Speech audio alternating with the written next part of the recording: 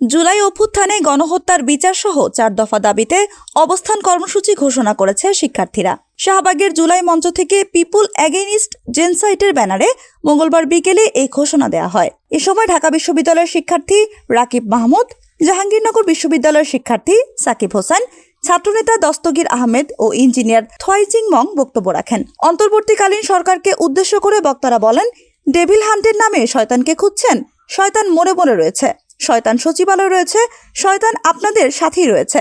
আপনারা বলছেন devil hunt, শয়তানকে খুঁজছেন আপনারা, শয়তান তো মনে মনে রয়েছে, শয়তান তো আপনার সচিবালয় রয়েছে, শয়তান তো আপনার সাথেই ঘুরছে।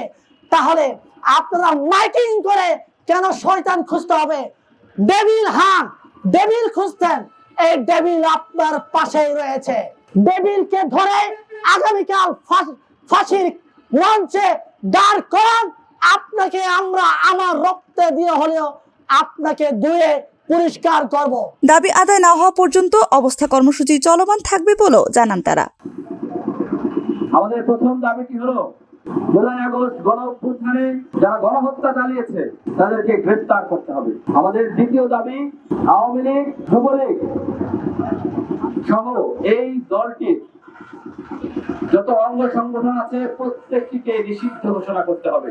আমাদের অন্য আরেকটি দাবি হচ্ছে, বিগত 3টি নির্বাচন বিনা ভোটের নির্বাচনে এই ফ্যাসিস্ট সরকারকে ক্ষমতায় যেতে সহযোগিতা করা, যে 14 দল নামক যে জোট আছে, এই জোটের বাকি শরিকদেরকে রাজনীতি থেকে অবাঞ্ছিত ঘোষণা করতে হবে।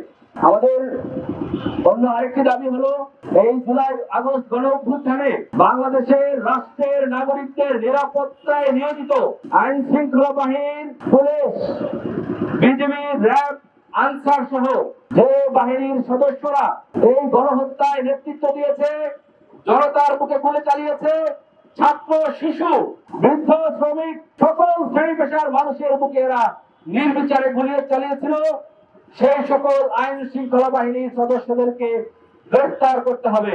আমাদের আরেকটি দাবি হচ্ছে, এই যে নির্বিচারে গুলি চালিয়েছে বাংলাদেশের ছাত্র নাগরিক জনতার উপর, বাংলাদেশের প্রশাসনিক কার্যালয়গুলোতে যারা আছে তারা এই গণহত্যাকে জাস্টিফাই করার চেষ্টা করেছে, এই গণহত্যাকে সমর্থন দিয়েছে, এই গণহত্যার আদেশের তারা সঙ্গী।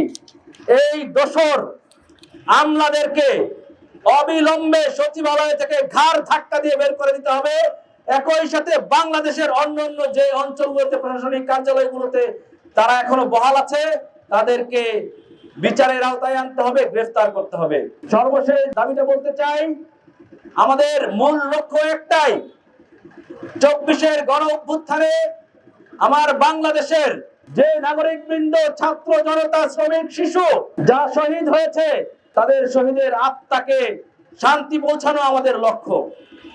এই লক্ষ্য একটা উপায়েই সম্ভব, এই গণহত্যায় যারা জড়িত ছিল, যারা বাংলাদেশের নাগরিকদের বুকে গুলি চালিয়েছে, যারা হুকুম দিয়েছে, যারা সহযোগিতা করেছে, তাদের প্রত্যেককে আমরা কারাগারে দেখে তাদের উপযুক্ত শাস্তি নিশ্চিত করতে হবে।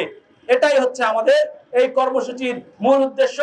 আমরা আমাদের অবস্থান কর্মসূচি, আমাদের দাবিসমূহ যথোপযুক্ত পর্যায়ে পৌঁছানো পর্যন্ত আমরা আমাদের অবস্থান কর্মসূচি চালিয়ে যাব।